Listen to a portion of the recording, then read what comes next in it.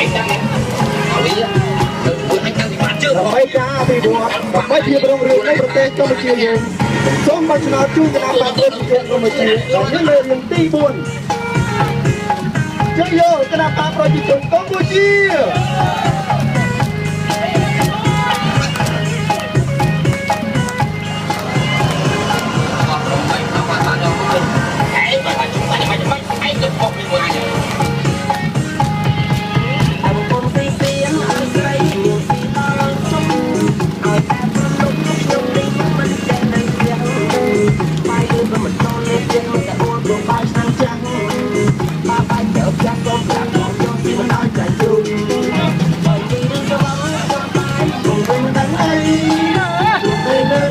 ស្រមៃដូចតែទៅពងរូបពីបីអ្នកក៏តាំងពីអ្នកបានពេញជ្រុងមកឈ្មោះអូនអូនអត់ស្គាល់រូបទឹករូបដីម៉ែទៅខ្លាចជ្រុងប៉ុន្តែ